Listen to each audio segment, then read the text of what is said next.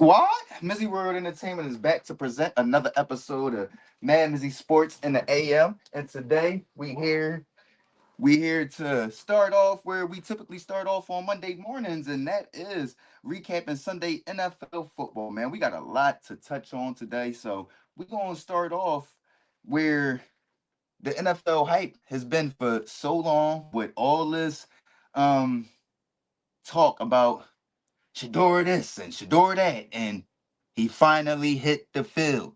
Let's break down what tape he put on for the Cleveland Browns. Shedeur Sanders did. You dig what I'm saying? So we're gonna start it off in Cleveland with the Ravens beating the Cleveland Browns. You dig what I'm saying? And it was a shit show.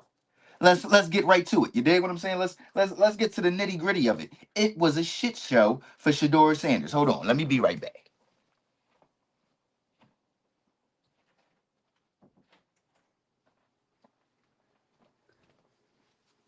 Shedeur Sanders started the entire second half for the Cleveland Browns.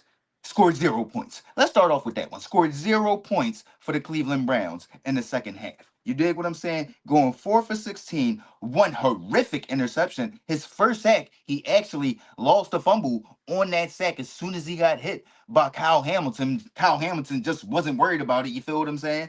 And erratic. His accuracy was erratic. His running was erratic, and his attitude was erratic. You dig what I'm saying? Like, this is the stuff that I was talking about when people were just yapping and yapping and yapping. I believe the NFL knew, they scouted him, they watched him, and they knew he wasn't prepared to play NFL quarterback yet. He was holding on to the ball too long. The interception again, he threw it just to an open space. That was the easiest interception Nate Wiggins probably had in his life. You dig what I'm saying? And he went out there and popped up after a 3rd and 2 conversion that he converted with his legs, like he scored a touchdown. And then you had the fan, the young boy white fan doing the wrist, doing the celebration off a 3rd and 2 conversion that he made with his feet, bro. With his feet, bro. 4 for 16, bro. You completed 25% of your passes. 25%. One out of every 4 passes you completed. The last pass that you threw was behind the wide receiver. That's why it was so easy for Roquan to just knock it down, bro. Let's be honest. And I'm rooting for Shedeur. And he should be better in his second start after having a full week. If DG doesn't get back, if Dylan Gabriel doesn't get back, after, which he probably won't, after having a full week of practice, being able to go out there with the first team and get some reps with them. But that was shitty. That was garbage. For all y'all dudes that went out there and wanted to make it seem like, oh my God, Shedeur Sanders wasn't a first round pick. He didn't have a debut like any of the other first round picks. Tyler Shuck, he had a great debut. Jackson Dart, we see why he went. You get what I'm saying? Cam Ward, I mean, he's still erratic as hell, but we see his running ability and his arm strength. We know why he went number 1 overall as the quarterback in the 2025 draft. And guess what? We seen why Shedeur Sanders was a 5th round pick compared to the other 5th round pick that went ahead of him, Dylan Gabriel, who started the first half of that game. That went 7 for 10, 68 yards, and no turnovers. While Shedeur Sanders, 4 for 16, 0 points, 1 interception, almost 1 fumble, and should have had a second interception. He threw the ball right to Kyle Hamilton. You feel what I'm saying? You throw the ball right to Kyle Hamilton, 9 times out of 10, that's an interception, bro. You feel what I'm saying? And if Kyle Hamilton does catch that ball, he's probably scoring, bro. You get what I'm saying? Because he's right there. You dig what I'm saying? Let's be honest, man. Let's just be honest. Shedeur has a lot of maturing to do, bro. And I love the way he viewed his play style, other than his fans that want to go out there and make excuses. Oh, he threw the ball to where the receiver was supposed to be. Well, clearly he ain't know where the fuck the receiver was supposed to be because it was nowhere near the receiver, bro. You get what I'm saying? Y'all would go out and disrespect all the other black quarterbacks just to put Shedeur on a pedestal for him to go out there and have a shitty performance once he got the opportunity. And he was so excited. Come on, give me the cheers. They was literally booing Dylan Gabriel, who put up the 16 points, bro. They scored 0 points in the half of football that Shedeur Sanders played. What are we talking about, bro? Let's just be honest. You feel what I'm saying? We ain't got to sit up here and lie and be fanned out. You dig what I'm saying? It was horrific. And he showed why he was a fifth round pick, holding on to the ball too long. When he did have the deep pass to Tillman in the back of the end zone that he should have hit, he threw it way out of the back of the end zone. You dig what I'm saying? He threw a good deep ball that got broken up by number 3 from the Ravens. I'll admit that. He hit a good a deep seam route to Noah Fant. But so did Dylan Gabriel. Dylan Gabriel hit a nice rollout. You feel what I'm saying? Layered pass to Tillman. He threw a nice seam route to Tillman, but the fans still booing, even though it's 16 points on the board. They was winning at half against the Baltimore Ravens. Started cheering, yeah, Shedeur, doing the wrist joint to put up a donut in half of football, bro. And I'm not excited about this. I'm not happy for this. I'm just a passionate person, and I'm breaking down exactly what I saw and what I was predicting. This is what he was doing at Colorado. If he wasn't throwing screen passes or throwing it to Travis Hunter, he was holding on to the rock. Holding on to the rock. He gave up took 2 sacks. Dylan Gabriel only had 1 sack in his half of football. They literally played 2 halves of football. The Cleveland Browns looked better offensively with Dylan Gabriel. Period.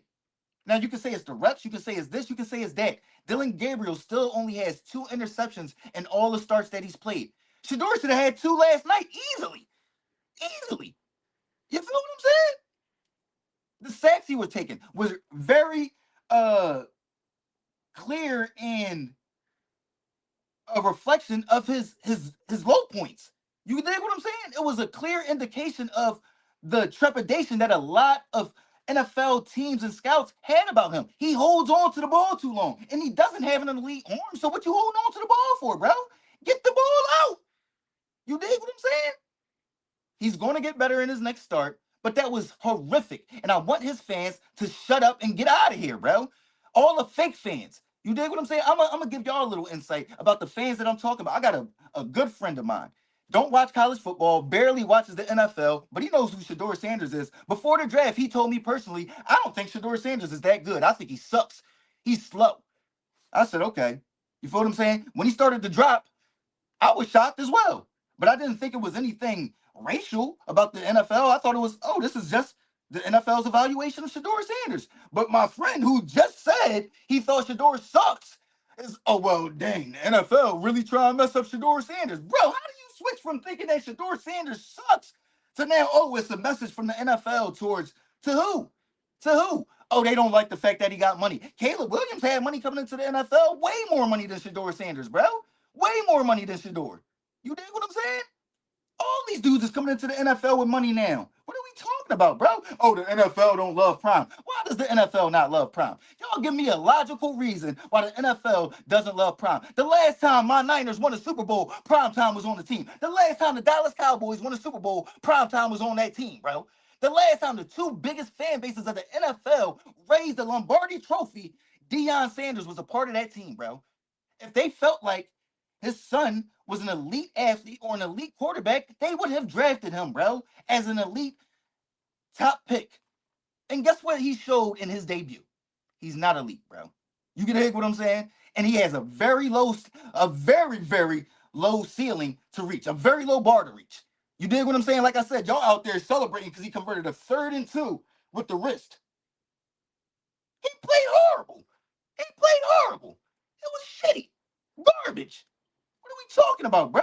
Let's just be honest. You dig what I'm saying? What made me so frustrated about the whole thing leading up to it is that Shedeur would always say, "Oh, I'm not a running quarterback. I'm not a mobile quarterback. I'm Joe Burrow. You're not Joe Burrow." And Joe Burrow even runs the ball, bro. You dig what I'm saying? His best plays yesterday was his scrambling running plays, bro. Let's just be honest with it, bro. Let's just be honest with it. You dig what I'm saying? Shedeur, I'm rooting for you moving forward, but you definitely have to grow a lot more. You have to mature a lot more. He's sitting on the sideline, his head's down and all that. Bro, you lost the game to the Baltimore Ravens, bro. While you came in halfway through the game. Have your head held high, bro. You feel what I'm saying? But when you go out there and you pouting and doing this, that, and the third, I just don't see how you grow and you get better. You dig what I'm saying? You got to have your head held high. Daddy ain't coming over there, bro. That's the difference. You know what I'm saying? He literally has had his pop in his ears since Pop Warner, since Little League, through high school, through college. He has to figure this out on his own.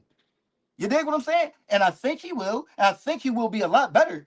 But all those, oh, it was the NFL sending a message to Deion Sanders. Oh, it was a message for they hate a confident black quarterback. The NFL don't like Jalen Hurts. The NFL don't like Lamar Jackson. The NFL don't like Jaden Daniels. What are you talking about, bro?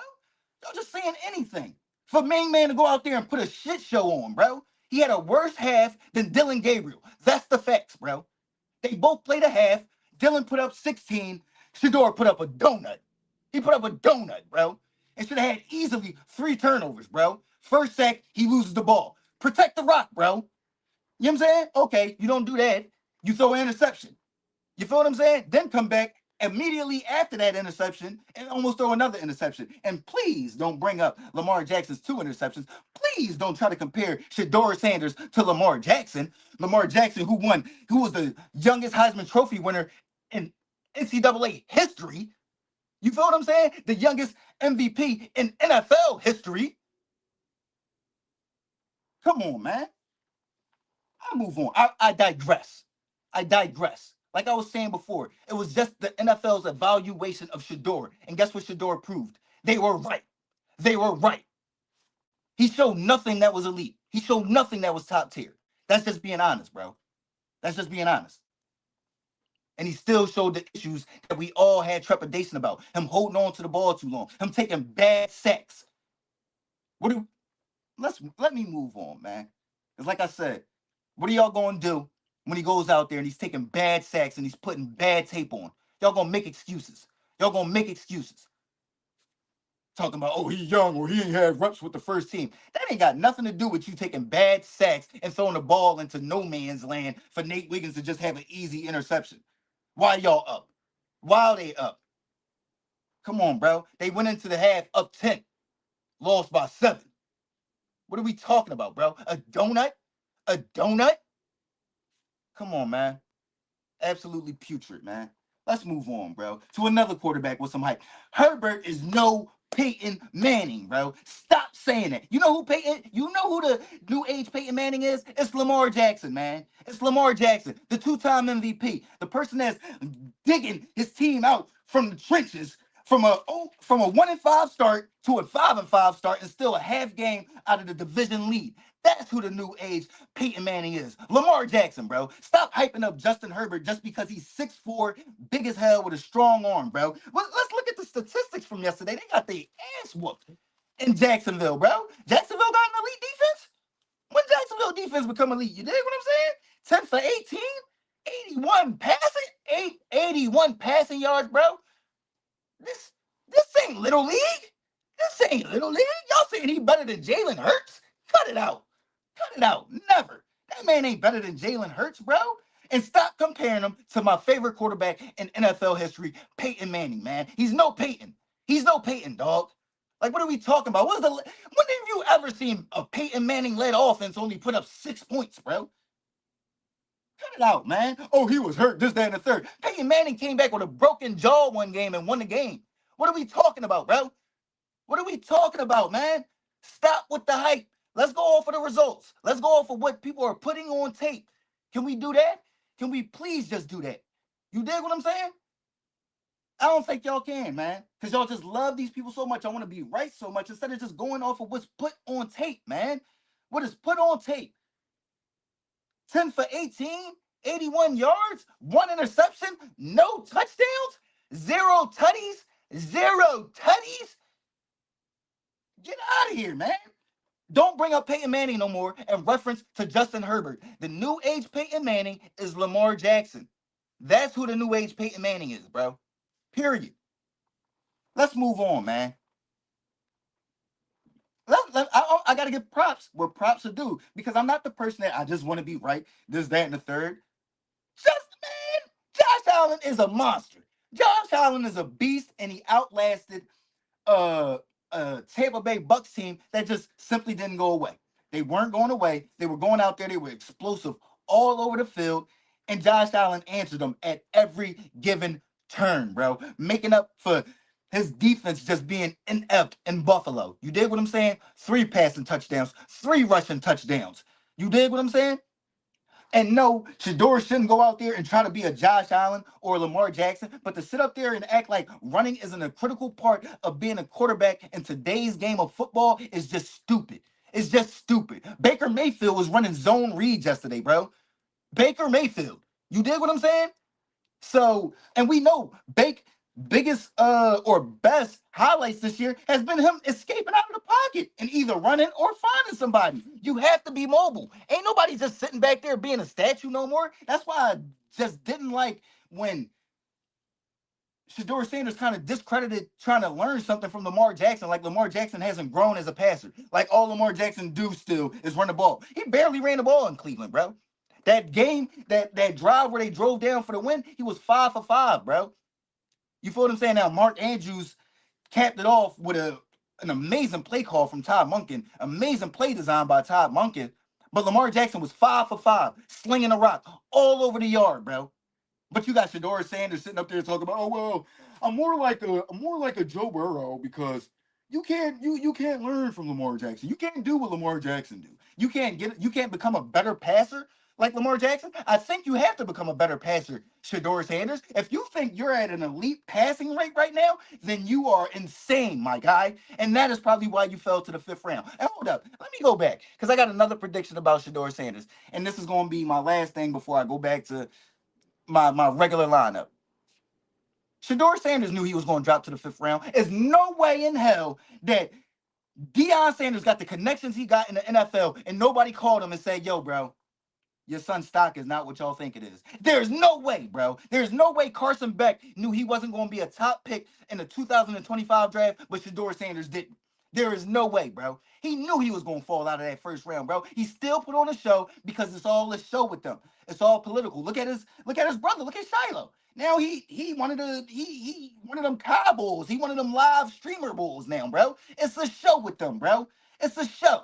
You feel what I'm saying? And he knew he was going to fall to the fifth round. He knew all the fans was going to eat it up. Oh no, it's a shot towards his dad. It's race. They don't like a confident black quarterback.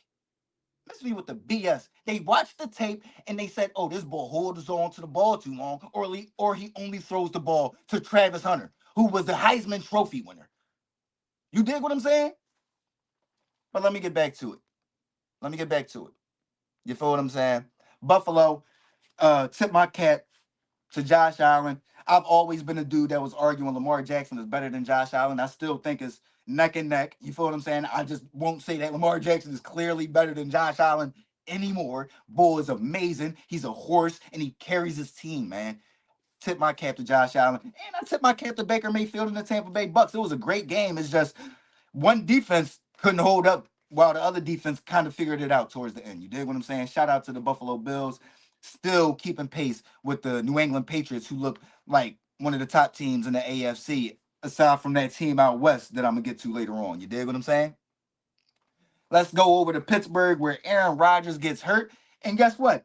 Mason Rudolph comes in there and it looks like he's more explosive than Aaron Rodgers. You dig what I'm saying? Oh my goodness. Maybe Mason Rudolph need to take over for the rest of the season. You think about 12 for 16, 127 yards, a touchdown, no sacks. You dig what I'm saying? While Aaron Rodgers, I believe he only had 116 passing yards, no touchdowns, and a sack. You dig what I'm saying? The sack where he damn near broke his wrist. You dig? So the offense just looked more explosive. Mason Rudolph looked younger, more energetic, more athletic, just everything. You dig what I'm saying? I seen him break away from the sack and then run up. I'm like, I thought that was Aaron Rodgers. No, that was Mason Rudolph, my boy. You dig what I'm saying? So shout out to Mason Rudolph, staying prepared. That's another thing. You telling me y'all think Mason Rudolph is better than Shedeur Sanders? I don't think so. And yeah, you can say Mason Rudolph been in this system, this, that, and the third. But at the end of the day, you have to stay prepared. You got to stay prepared. You know what I mean? Especially you gonna be talking about how other quarterbacks is playing in the NFL. Shedeur literally went out there, what, a few weeks ago, was talking about the play of quarterbacks in the NFL and then go out and put that shit show on. We go sit down. Get better, bro. Stop worrying about everybody else. Get better. Stop manipulating the mass. Get better. Focus on the man in the mirror, bro. You dig what I'm saying? Aaron Rodgers being hurt. I think Mason Rudolph should take over for the Pittsburgh Steelers moving forward because that offense just looked more explosive, in my opinion. You dig what I'm saying? Definitely don't rush A-Rod back. Definitely don't rush him back. Because they said he was trying to come back in the game. I'm pretty sure Mike was like, we got this, player. We got this. We good, bro. We good, bro. You dig what I'm saying? So yeah, man. It was amazing. It was good to see Mason Rudolph get back out there, and play well, man. He always plays well when he has to uh come in sparingly for the Pittsburgh Steelers. So tip my cap to Mason Rudolph. Let's get over to some positivity though, man. I came in with the passion because I had to put y'all in y'all place, man. I don't like y'all using the shield to promote bull jive. You dig what I'm saying?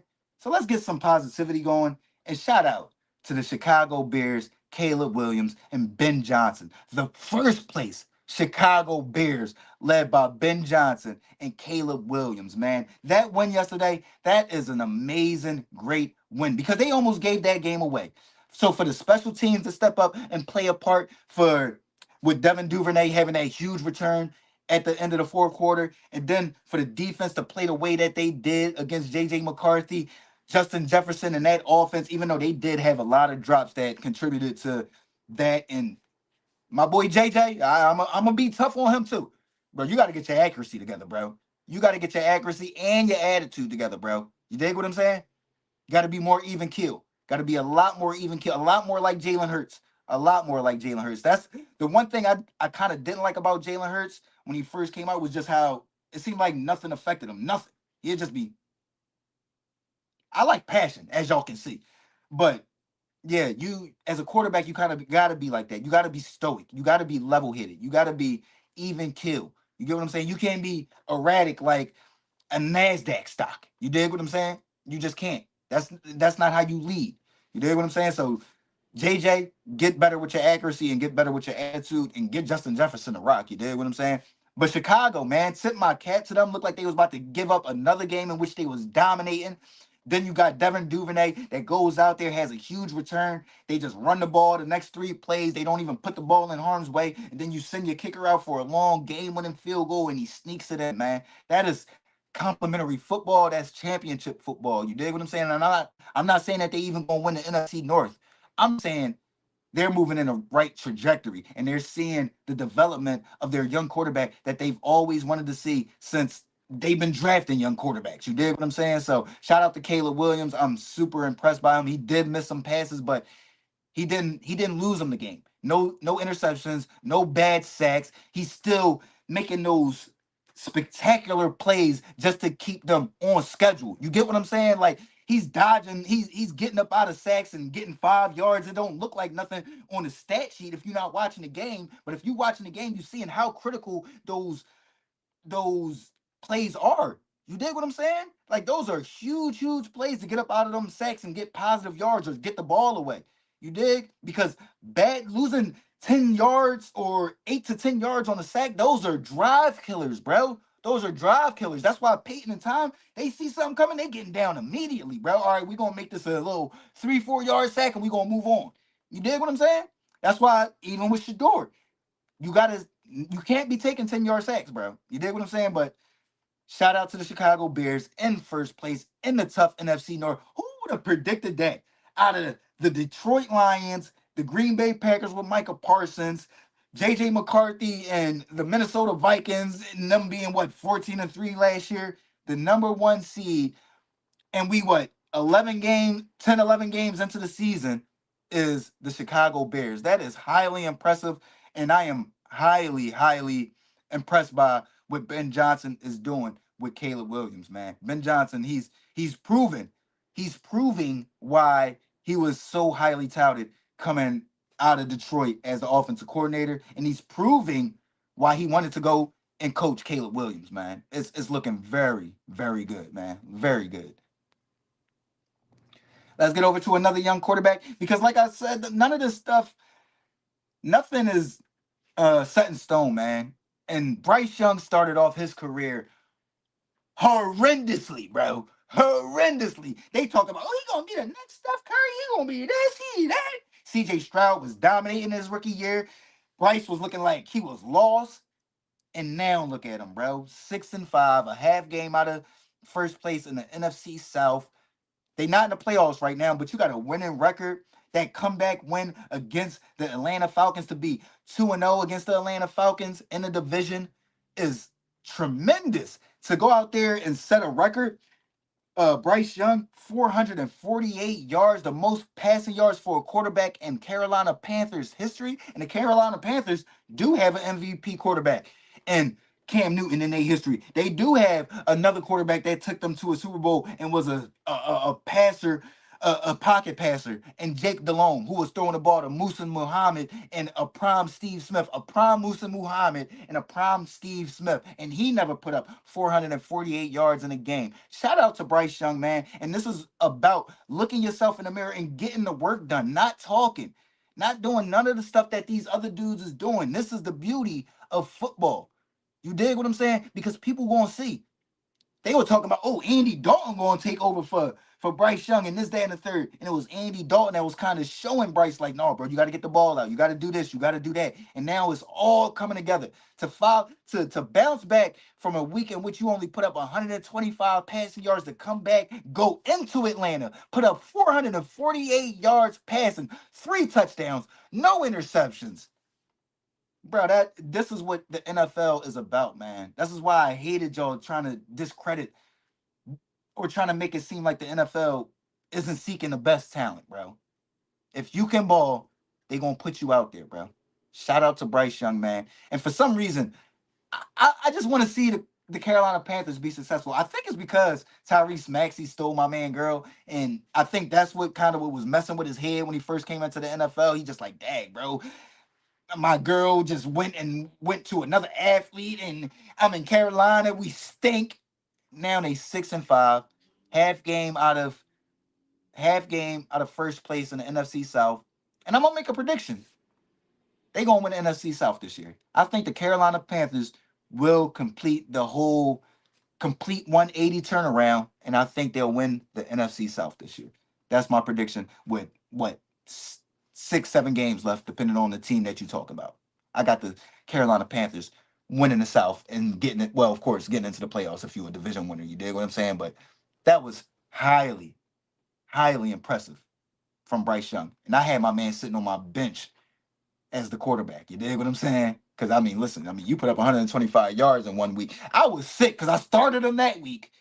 He only gave me, I think, 2 points. Yeah, bro, you got to ride the pine. You put up 2 points as a quarterback, bro. I'm sorry, but he bounced back, and I'm sorry that I didn't trust you enough to just give you a second start. You dig what I'm saying? But tip my cap to Bryce Young, man. I'm doing a lot of cap tipping this morning, even though I had to put a few of these super fans in their place about Shedeur Sanders and Justin Herbert and all this hype. You dig what I'm saying? Let's get over it. Let's go back to Cleveland and talk about the other side of the ball. The Ravens keep winning. Here comes Baltimore. And y'all know what I said when the Ravens was 1-5. My Niners was maybe 4-1, 5-1, something like that. I still got more faith in the Baltimore Ravens making a Super Bowl run over my San Francisco 49ers, even though I'm going to get into my San Francisco 49ers later on. And I was highly impressed at the way we performed yesterday. But the Ravens and the way that they're winning, because it's not going out there and being dominant. They figuring it out, bro. You dig what I'm saying? They figuring it out. Lamar Jackson had his first game where he had 2 interceptions, no touchdowns. Those 2 interceptions were tipped interceptions right off the receiver's hands, as is a lot of his interceptions be. They be right off the receiver's hands. But yeah, man, when you finding ways to win and you know Derrick Henry gonna get more role. He's gonna get better and better as the weather gets colder and colder outside. You dig what I'm saying? And Lamar Jackson, he just came back. He on a 3 game winning streak right now. Well, yeah, 3 game winning streak right now. The Ravens on a 4 game winning streak, but Lamar Jackson has only led them to 3 straight wins. So I still believe he's still getting his feet up under him. They still trying to get Zay Flowers involved. I don't know where Rashad Bateman was yesterday. You did what I'm saying. Isaiah likely been quiet the entire season. It's just scary how they could explode out of nowhere if when this offense really comes together, how it was to start off the season or how it was last year. And the way the defense is kind of holding it down right now. The Baltimore Ravens are very impressive in my eyes to come back and get that win and cover the spread after being down 10 points at halftime. I think it was 16-6 at halftime. Just highly impressive from the Baltimore Ravens, and I think that they're a team that nobody is going to want to see, even though I believe they're going to chase down the Pittsburgh Steelers and win the NFC North. So we'll see how that pans out. But Baltimore just keep rolling, rolling, rolling, rolling. Hey, keep rolling, rolling, rolling, rolling. Hey, yeah, man. I'm loving what I'm seeing out there in Baltimore. You dig what I'm saying? And let's get over to my San Francisco 49ers, though. And I didn't make a ticker for that for some odd reason, but I definitely got it in my rundown. You got the return of Brock Purdy and Ricky Pearsall in Arizona. What a game! What a comeback! Or not a what a not a comeback, but what a dominating win, putting up 40 plus points in Arizona against a young, good defense. Man, Brock Purdy, 19 for 26, 200 yards, 3 touchdowns, and it just was a reminder of the talent that we do have on offense when CMC is CMC, when we got George Kittle out there, when Ricky Pearsall is healthy. It's a stacked team. You dig what I'm saying? But I will say this. My reason I still like the Baltimore Ravens is I'm watching my Niners. I'm watching them. And Brock wanted to throw a lot of interceptions yesterday. The Cardinals just was like, Not today. Not today. We cool. We don't want the interceptions. We good with knocking the ball down. You can get another shot. And then when he got that other shot, he'd find George Kittle. He'd find Ricky Pearsall. He'd find CMC. And we'll just keep going, going, going. Great performance by the defense as well. Without no Fred Warner, without Nick Bosa, without some of these dudes out there. Malik Mustafa, that is my guy. Number 6, the safety for the Niners. That's one of my favorite players, favorite up and coming players in the entire NFL. Definitely on my San Francisco 49ers. Just a very good, solid win for my San Francisco 49ers. And way to bounce back for Brock Purdy. Like I said, he started every game he started this year, he was having at least 2 interceptions. He was having at least 2 interceptions. He tried to do it this week, but like I said, Arizona didn't do it. And you don't count dropped interceptions. If it ain't an interception, it ain't an interception. If you don't complete the catch, it ain't an interception. You dig what I'm saying? So glad to see Brock Purdy get back on the horse and get back on the winning horse and playing clean football. You dig what I'm saying? No matter how it looks or how it comes about, as long as you win, it's clean. You got some positivity moving forward. You dig what I'm saying? So I'm glad to see that from my San Francisco 49ers. But I do think that Brock Purdy has to get that figured out. He definitely has to get that figured out. But let's get over to Kansas City, man, where uh it's not looking too good, man. I am very, very alarmed at what's going on in Kansas City. Chiefs Kingdom falling after a bye. When was the last time we seen an Andy Reid led team not win after a bye? You dig what I'm saying? And it wasn't like they didn't have it. It wasn't like it wasn't right there, because as soon as they went up, I believe what, 23-16, something like that, when Travis Kelsey scored, became the all-time touchdown leader in Kansas City Chiefs history. I'm like, damn, they here. But the defense just, I mean, they not the same defense. They not that same dominant, go out there and stop you defense. We seen that in the Super Bowl, how the Philadelphia Eagles just was going up and down the field. Oh, you want to play one-on-one? All right, Devontae, touchdown. AJ, touchdown. You feel what I'm saying? Jalen Hurts, first down. You dig what I'm saying? And that's kind of how it looked yesterday. It looked like Bo Nix wanted to do what he wanted to do. He missed some passes, then he'd come back and dudes is running wide open across the middle. You dig? So for me, of course you don't want to you're not going to jump ship or say, oh, the Chiefs is done. Of course not. They still 5-5 with 7 games left. But to sit up here and act like it's not alarming, to sit up here and act like this is the same Kansas City Chiefs team from 3-4 years ago, I'm feeling very confident in my prediction earlier in this year that I don't think they're going to get back to the AFC Championship game this year. I think this is going to be the first year that Patrick Mahomes does not play in the conference championship game. That's just my prediction. I thought that this offense was just back and explosive after they beat on the Ravens, but maybe that's just something that they had a great game plan for the Ravens at that given point. But right now, they don't look like that same team that beat the Ravens. They didn't show up against the Bills. Um, they lost to the Denver Broncos, making them fall even further down in the line of the AFC West playoff division, falling deeper into the depths of the playoff race in the AFC in general, while others their stocks are rising. Houston Texans stock rising, Baltimore Ravens stock rising, and you got the Chiefs stock is plummeting. It's going down. It's just as simple as it gets. So um, you got to be alarmed about the Kansas City Chiefs right now. Will I say they're done? Of course not. They've been to every conference championship game since Patrick Mahomes has been the starter, but they just don't look like that same team. That interception in the red zone, that's not Patrick Mahomes. You dig what I'm saying? So I'm shocked at that, and I think that their defense not being as stout and them not having a run game is finally catching up to them, man. Like when you can't run the ball, you can't relieve some of that pressure off of the quarterback. As great as Patrick Mahomes is, it's not going to bode well. You dig what I'm saying? Like right now, they just not looking like one of the best teams in the AFC. It's really that simple. So yeah, man. Chiefs Kingdom, y'all better get it. Y'all better get it together, man. Y'all better get it together. You dig? With that being said, the playoff NFL picture right now, these are the teams that aren't in the playoffs in the AFC and the NFC. Chiefs, not in the playoffs. Ravens, not in the playoffs. Texans, not in the playoffs. Niners, not in the playoffs. Detroit Lions, not in the playoffs. This has been probably the most unpredictable NFL season I've watched in my life. This has been the most parity. This is what the NFL and the Shield has always been about, is any given Sunday, man. You dig what I'm saying? And I love it. It's hard. It's making games hard to predict, but this is what that's what it's supposed to be about. When you got the best of the world going up against the best of the world, it shouldn't be that easy to predict. You dig? So I'm loving it. Looking at these teams right now, though, I think the Chiefs will get in. I think the Ravens will get in. I don't know about the Texans though.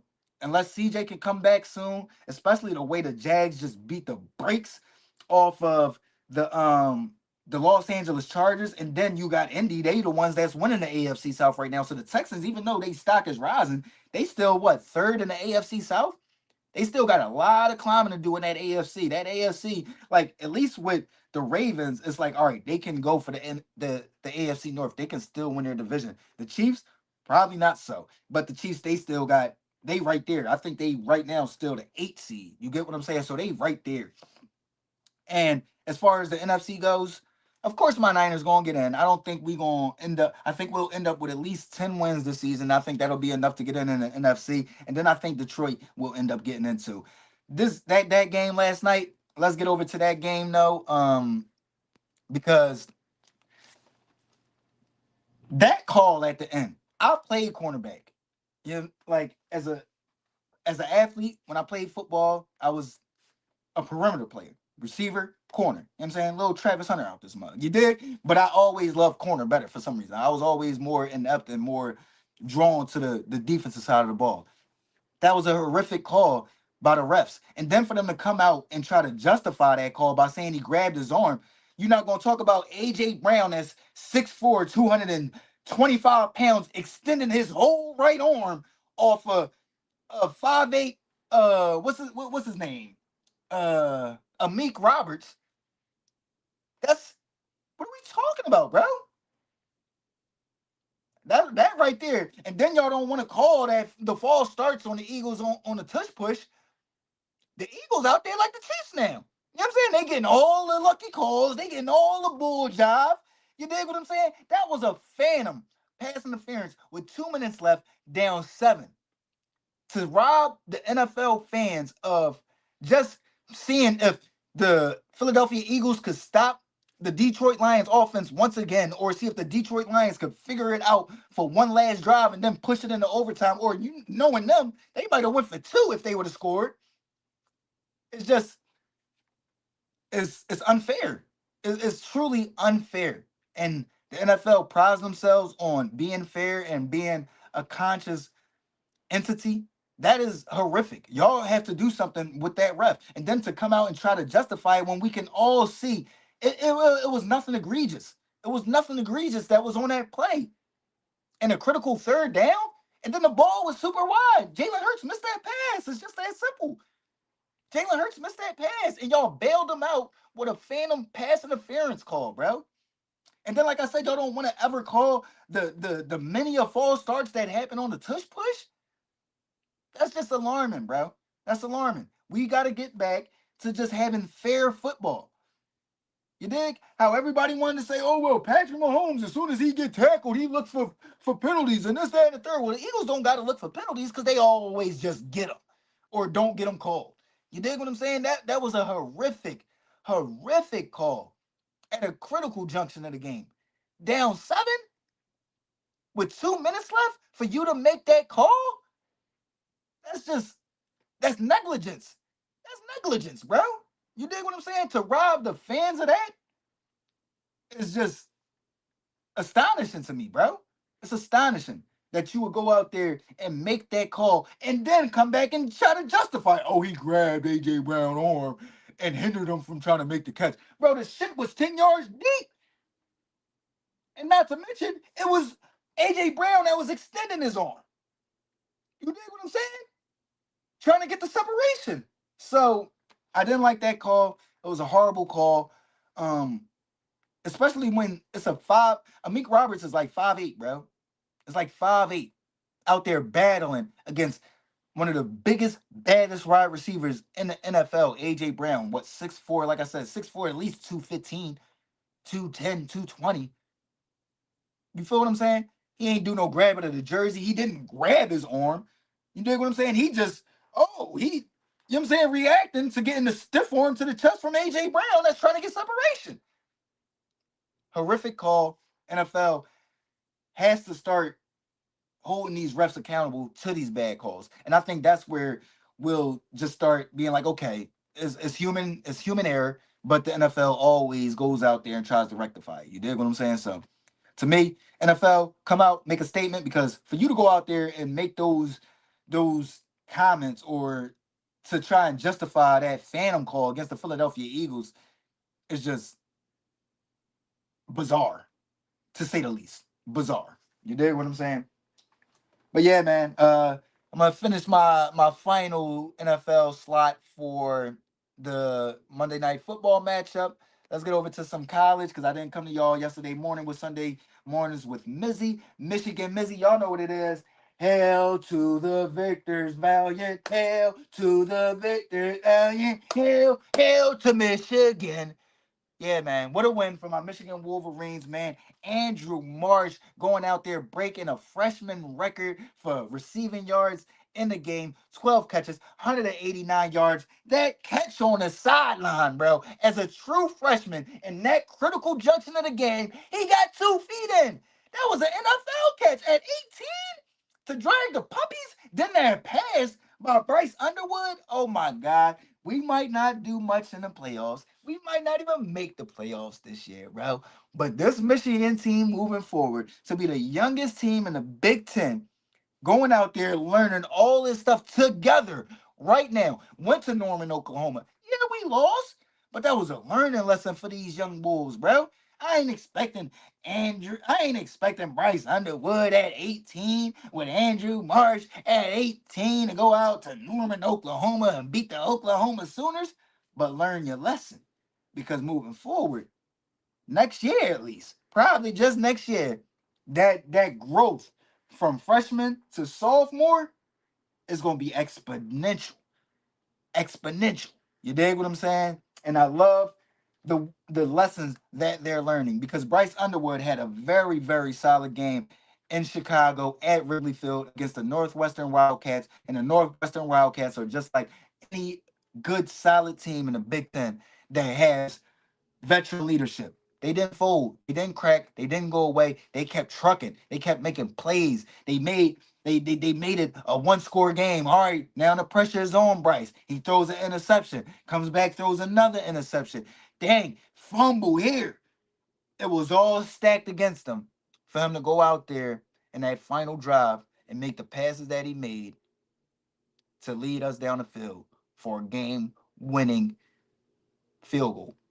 It was amazing. It was a learning lesson, and it was a lot of growth shown by that very, very young Michigan Wolverines team. I'm just hyped and very, very impressed by my Michigan Wolverines. Like I said, the youngest team in the Big Ten, and we just keep racking up high five-star recruits, bro. So that talent ain't going nowhere, bro.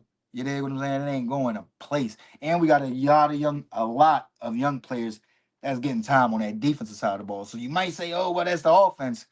Nah, we got 5 stars and 4 stars all over that defense. That's freshmen and sophomores. This team gonna be scary moving forward. And if Ohio State don't beat us this year, I don't know when they will, bro. If the Buckeyes don't get the Wolverines this year, it might be quite some time before the Buckeyes clip us again. You dig what I'm saying? Hail to the victors.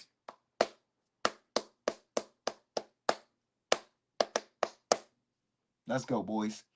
Let's get over to some basketball though, man, because we got to give credit where credit is due. And for some reason, these ball is life NBA super quote unquote super fans, all y'all do is watch highlights.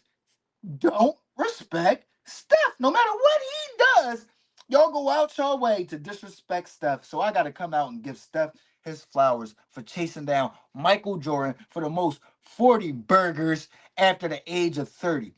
More than Kobe Bryant, more than Larry Bird, more than Damian Lillard, more than James Harden, more than anybody else you can name, bro. Y'all always want to push the buck. Oh no, this person more skilled, that person more skilled, this person more impactful. Boy, ain't none of these boys more skilled than Steph Curry. Ain't none of these boys more impactful than Steph Curry. I don't know if y'all just don't watch the games or if y'all just don't want to give him his credit. You dig what I'm saying? But I'm watching him single-handedly beat the Spurs as the Spurs getting scoring from Vassell. They getting scoring from Castle. They getting scoring from Wimby. They getting scoring from what's the light skinned bull with the blonde braids. I forgot his name. But they getting scoring all over. And it's just Steph putting daggers in their heart. Step back. Midi, step back. Going to the bucket, high off the glass over Wimby. Come on, bro. And for the person, I'm not even going to bring up his name, but for the person that y'all always want to say is the greatest, most skilled person since Wilt Chamberlain, I watched him. I watch him in high leverage situations. He's not that skilled. When you let him get busy or when he's confident, yeah, he's high, he's a top guy. Not the top guy, but he's a top guy. But when his confidence isn't there, he's very average. He's very mediocre. I watched him pass the ball just out of bounds. I watched him dribble the ball off his foot like he don't know how to dribble no more. I watched the Boston Celtics force him to his left hand. Y'all talking left hand, right hand finish, left hand, right hand finish. He didn't go to the post against the Celtics. He didn't go to the post against the Celtics. I watched the Celtics in the finals force him to his left hand, and he was struggling to finish at the rim with his left hand. Cut it out, boy. 12 points in game one, 16 points in game one. In game two, bounce back in game three. He always got one good explosion in him. 33 points, back to 20 points in game four, back to 15 points, 15, 16 points in the closeout game five. What are you talking about? Averaged under 20 points in that final series. And I ain't got to mention his name. Y'all know who I'm talking about, bro. He's not touching Steph Curry, no matter how you want to slice it, no matter where you want to move the goalposts. Steph is over him. He's over every guard in the NBA and NBA history. You dig? Well, at least every point guard, because I ain't going to put him over dudes like Wade, Kobe, or Mike, in my opinion. You dig what I'm saying? But as far as these point guards go, as far as these non-athletic guards go, as far as straight skill, dribble, passing, setting picks, nothing that has to do with athleticism, Steph is the greatest by far, bro. Just give him his flowers. Y'all like to give just ex NBA stars all this praise or all this trust. Like y'all can't watch the games for yourself. I don't have to hear who T Mac think is the most skilled. I don't have to hear even who AI think is the most skilled, which is Steph. I can watch the game and see who's the best, who's the most skilled, who's the most impactful, and who wins the most. Steph Curry, Steph Curry, Steph Curry, Stephen Curry. You dig what I'm saying? Flowers to Steph, and he will pass Michael Jordan for the most 40 burgers after the age of 30 before 2026. And that is amazing. That is absolutely amazing. Wow, the Warriors on what? A 3 game win streak now? Now I believe they might be 9-6, 10-6, something like that. Very, very highly impressive. Y'all always wanted to give the credit to everybody else, even though Klay Thompson done fell off a cliff. Draymond Green ain't the same Draymond Green. But Steph still being Steph. Just give that man his props and admit y'all was wrong. That's all. You dig? Now let's get over to the finale to end off the show, man. Monday Night Football prediction. We got the Dallas Cowboys traveling to Las Vegas to take on the Raiders. For me, this is a tough one. I think the Cowboys favored by 3.5 points, man. I'll, I I started off wanting to go with the Raiders. Then I was like, dag, this is the first game that they playing since Marshawn Nealon passed away. First off, before I get into that, or into the predictions and all that. Peace and paradise to Marshawn Nealon. If you having any mental health issues, you having any doubts, any depressions, any suicidal thoughts, talk to somebody. People love you. You're not alone out here, and express those pains. Don't be afraid to express those thoughts to people, man, because what you will learn is that a lot of people have those a lot more people have those thoughts than you would ever imagine. You dig? So go out there, speak to somebody, speak to me. You feel me? MizzyWorld Entertainment. I'm open. And I'm hard on certain things, but when it comes to the mental, it's so fragile. I'm not hard on that. I'm a great listener, non-judgmental, and I'm here to hear anything y'all got to say. You dig? So rest well, Marshawn Nealon. Peace in paradise, brother. Peace in paradise to the coach, John Beam, the coach of Last Chance U, that was targeted and shot in Oakland, probably by another brother. This is the stuff that I'm talking about as far as the black culture, the black community. This is what we defended. This is what we was running around screaming not like us for people to go out there and kill an NFL coach, targeted killing of an NFL coach that was saving people. It was Last Chance You for a reason, because a lot of these kids were in trouble, having issues, getting into big stuff. And he was giving them another opportunity, saving them, putting them back on the right path. And this is who we take away. I will proudly say that I do not respect that. I do not respect the not like us culture. If y'all gonna sit up here and think it's okay to kill coaches that was sacrificing their life to put our kids on a better track, on a better track. Peace and paradise to Coach John Beam of Last Chance U. I what is an NFL what does a head coach of a football team do for y'all to target and kill him, bro? I can't even wrap my head around it, man. I can't even wrap my head around it. Uh, Prayers and condolences out to the John Beam family and all the athletes that he impacted and touched. Because to see the cornerback from the Chicago Bears talk about him because he played for him, he said he was like a father figure, and he had his father killed. So you had your father killed, and now your head coach that was like a father figure to you in college killed. That's something that I cannot defend or be proudly a part of, man. Sorry, I'm not like y'all. I'm proudly not like y'all, man. Let's get over to the Cowboys and Raiders prediction though. I want to say that the Cowboys going to be highly motivated to win this game, but I'm not putting no more faith in the Cowboys being a real football team, man. Anytime I think that they out there and they got motivation, or they going to bounce back, or they is this, that, or the third, they prove me wrong, man. I wanted to come on here and go with the Cowboys, but I just don't think that they'll go out there and have the performance that they should have tonight. So I'm gonna go with the Las Vegas Raiders at home and the upset win, and I'm gonna go with uh Ashton Genty anytime. No, I'm gonna go with a Brock Bowers anytime touchdown. Either Ashton Genty or Brock Bowers anytime touchdown. Y'all decision on that one, man. But I'm gonna definitely go with the Raiders to win that game. This is my Monday episode of MadMizzy Sports in the AM. Hope y'all enjoyed. Hope y'all like the gear, man. Shout out Mitchell and Ness, best gear out, man. Y'all, this is when I became a Niners fan with the black outline. You dig what I'm saying? 90s stuff. You dig what I'm saying? But hope y'all enjoyed the episode. Hope y'all start off the week on the right foot. Have a great Monday. Have a great week. I'll be back Thursday for MadMizzy Sports in the AM. Enjoy Monday Night Football. Enjoy the NBA games tonight. And I will see y'all Thursday. Like, comment, share, subscribe, listen, alert. I appreciate all the comments on stage, man. Yeah, a lot of people, like I said, you know what I'm saying? Facts. I'ma always speak the truth, y'all. I'ma always speak the truth.